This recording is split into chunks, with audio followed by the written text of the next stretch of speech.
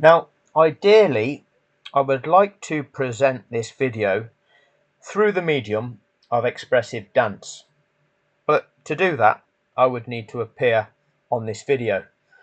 And I wouldn't like it for the ladies who subscribe to this channel to, see what a hunk of a man that I am on video, and then be sending me inappropriate messages in the comments section. So I'm going to have to present this information using initially stolen music and then a stolen video from YouTube, which I will then direct you to in the description bar. So let's have a look.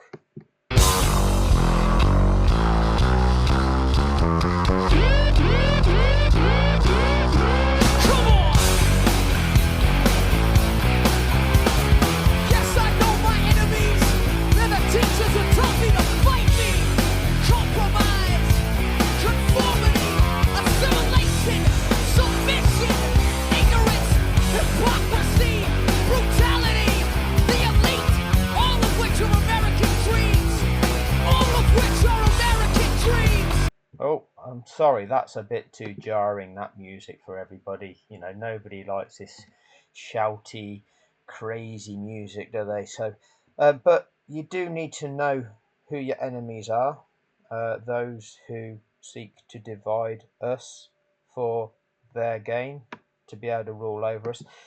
But to be fair, I don't want to get into that. I think I'd rather just play music that everybody is finds easier to palate. And ignorant people sleep in their beds like the doped white mice in the college lab. And nothing ever happens. Nothing happens at all. The needle returns to the start of the song, and we all sing along like before. Anybody looking forward to the Grand Prix next weekend, or is it the weekend after? I can't wait for one. It's so exciting. Video: Noam Chomsky, Capitalism, Media Control, and the Illusion of Democracy. Let's have a listen. We live in a world saturated with messages. Advertisements tell us what will make us happy. Movies offer narratives of good versus evil, with satisfying endings. Politicians give speeches about the American dream, assuring us that in our nation, anyone who works hard can achieve success. News channels 24/7 bombard us with stories of heroes, villains, and threats we're told demand urgent action. It all feels like simple information, entertainment, the backdrop of our lives. But what if this constant flow of images and narratives isn't neutral? What if it serves a hidden purpose? Philosopher and linguist Noam Chomsky offers a radically different perspective. He argues that our modern capitalist society isn't truly democratic because the flow of information we depend on to make choices, what we buy, who we vote for, what we believe, isn't free but carefully manufactured to serve the interests of an elite few at the expense of the many. Chomsky challenges the notion that markets are free in any meaningful sense. Sure, you can choose between brands of toothpaste, but not whether the person who makes it earns a living wage. You can decide what channel to watch, but not whether any of them will spend weeks dissecting why massive corporations need tax breaks at the same time workers are asked to do more for less. He criticizes the idea that our system allows for true social mobility. While some individuals escape poverty, he believes this isn't proof the system is fair, but serves to keep us believing in it, even when the odds are stacked against us. He sees unfettered capitalism as inherently at odds with democracy. In a democracy, the people are supposed to hold power. Yet Chomsky argues our economic system concentrates wealth with such intensity that this small elite class ends up making the real decisions. Politicians rely on their donations, so serve their interests first, not those of the voters. Corporations lobby against policies that benefit society, but might cut into their profits. Things like strong environmental regulations, higher minimum wages, or the right of workers to unionize for better conditions. Chomsky believes that for this system to function, people need to feel like they have a say and that their choices matter. This, he argues, is why elections are such spectacles, so focused on personalities.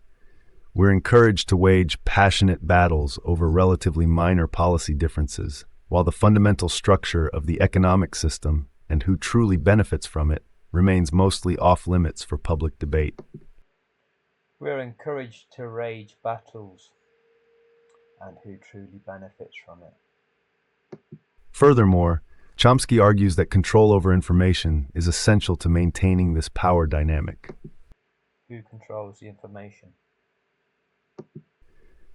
If you don't understand how the system works, how the decisions that impact your life are truly made, then you're far less likely to challenge them effectively.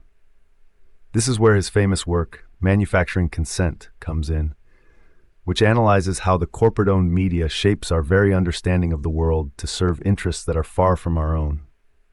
Chomsky does not deny that some news is factual. Elections happen, events occur, but his focus lies on what gets covered, how it's presented, and equally importantly, what stories are downplayed or disappear entirely. What stories have disappeared entirely? What stories have never been told the truth of? In his book, Manufacturing Consent, Chomsky, along with Edward Herman, proposes a propaganda model of the media. He argues that mainstream news organizations, even those that pride themselves on objectivity, are ultimately beholden to their corporate ownership and advertisers. This doesn't necessarily require shadowy cabals dictating editorial decisions. It's more subtle. Newspapers rely on advertising revenue and aren't likely to run investigative pieces exposing the labor abuses of their biggest advertiser, for example. Editors understand that stories driving clicks or keeping viewers glued to the set help the bottom line, rewarding outrage or fear-mongering, rather than in-depth analysis that might leave people feeling complex emotions, rather than the urge to see what happens next. Chomsky believes there are also filters determining what counts as news. You wonder why what I'm saying has never appeared on the mainstream media, and why in social media it is getting suppressed? Actions of official enemies get scrutinized far more than those of allies, for example. He argues there's a focus on individual failings, distracting from systematic problems. So we get endless coverage of a single person scamming the welfare system, but scant reporting on how corporate tax loopholes cost society billions. The goal, Chomsky suggests, is So, lots of reporting about the little non-issues in Formula One, and nobody exposing that Liberty Media made 4.8 billion in 2021. That season of such controversy due to contrivance, fixing, fraud. Oh, you don't get to hear that story.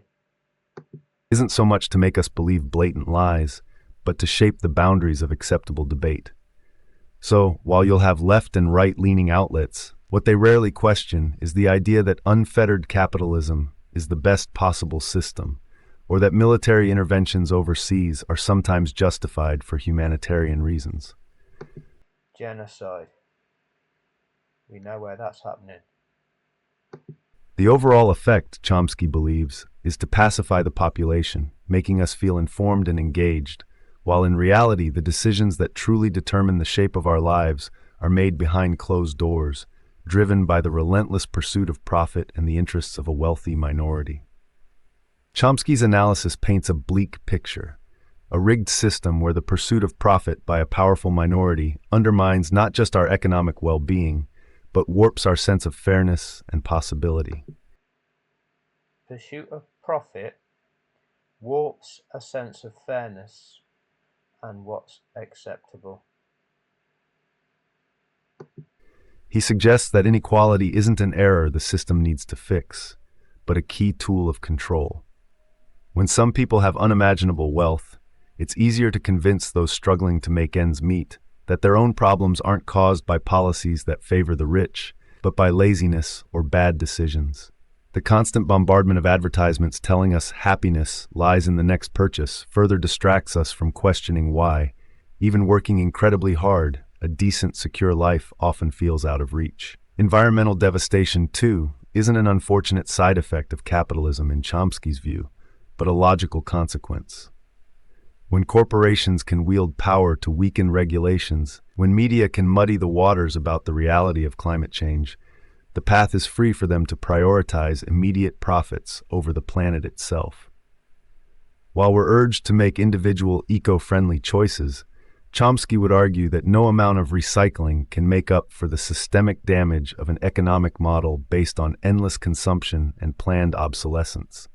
Perhaps Chomsky's most challenging idea is that the very freedoms most of us cherish are the greatest obstacle to enacting change. Believing our fate lies solely in our own hands can blind us to the forces stacked against us. When elections are treated like sporting events and news offers a constant diet of outrage, Chomsky suggests it creates a sense of participation without any chance to truly alter the course of our society. Frustrated, confused, and divided, we become less likely to collectively demand a better system. Chomsky isn't asking us to be cynical, but aware. He believes the first act of rebellion is to understand how power truly operates. Only then can we stop wasting our energy on staged political fights or seeking fulfillment through endless buying, and begin the difficult work of creating a democracy that serves everyone. It's about recognizing that real freedom means more than the ability to pick a flavor of ice cream, but the power to collectively shape society such that everyone can live a dignified life on a sustainable planet. Noam Chomsky's work can leave us feeling both angry and powerless. His unflinching analysis reveals uncomfortable truths about systems most of us were brought up to believe in, whether it's the inherent fairness of markets or the idea that our democracy truly reflects the will of the people. It's important to note that not everyone agrees with his assessment. Some find him too radical or believe he underestimates the importance of individual action and the progress achieved under our current system. Yet, even Chomsky's critics likely agree that the questions he raises deserve our attention. Do corporations wield too much influence in politics and in shaping the information we receive? Does our obsession with the spectacle of elections distract us from deeper changes needed for a just society? Is our consumer culture built on an illusion that the endless pursuit of material possessions can ever substitute for genuine democracy and a sense of collective purpose? Chomsky isn't interested in comforting answers. His goal is to provoke us, to awaken us from a manufactured complacency. He wants us to question what we've been told all our lives, not simply about political opponents or foreign leaders, but the narratives that define what we consider normal, fair, and even possible. True change, Chomsky would likely argue, begins with the refusal to accept the world as it's been presented to us and to demand something better, not just for ourselves, but for all. Well, that was a bit heavy, wasn't it? I think we should actually just let's just get back to the music because we just want something a bit light-hearted, don't we? And bill hoardings advertise products that nobody needs, while anger from Manchester writes to complain about all the repeats on the TV. Computer terminals report some gains in the values of copper and tin, while American businessmen snap up Van Goghs for the price of a hospital wing. Van Gogh, was he Dutch as well? I've no idea. No idea. What's this?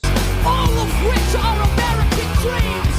All of which are American dreams. All of which are American dreams. All of which are American dreams. All of which are American dreams.